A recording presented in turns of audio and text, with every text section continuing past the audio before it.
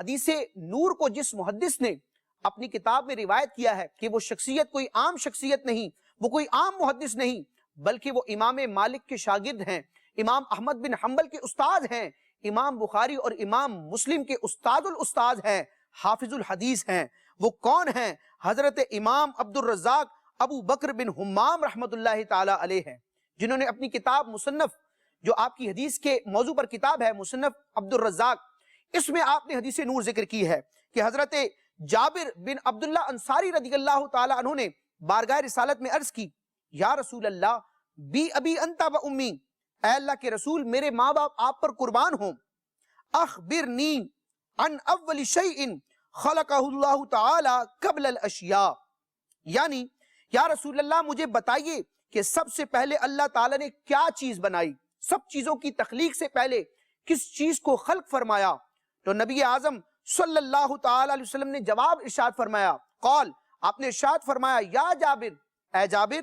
ان اللہ تعالی قد خلق قبل الاشیاء نور نبیک من نورہ، اس کا ترجمہ ہے کہ اے جابر،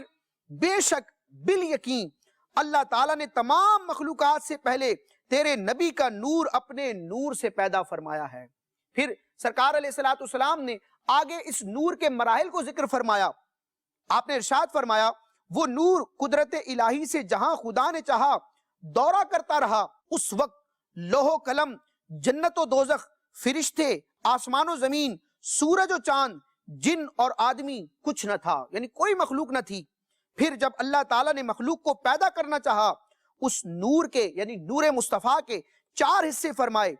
پہلے سے قلم، دوسرے سے لوح، تیسرے سے عرش بنایا، اور چوتھے حصے کے مزید 4 حصے فرمائے۔ پہلے سے فرشتگانے حامل عرش یعنی عرش کو اٹھانے والے فرشتوں کو پیدا کیا، دوسرے حصے سے کرسی کو پیدا کیا، تیسرے سے باقی یعنی دیگر فرشتوں کو پیدا کیا۔ پھر چوتھے حصے کے پھر 4 حصے فرمائے، پہلے سے آسمان، دوسرے سے زمینیں، تیسرے سے بہشت و دوزخ یعنی جنت و دوزخ، اور پھر چوتھے حصے کے مزید 4 حصے فرمائے۔ یہ آگے ایک طویل حدیث پاک ہے۔ اس حدیث پاک سے نبی پاک علیہ السلام کی نورانیت کا مسئلہ بالکل واضح طور پر ثابت ہوتا ہے۔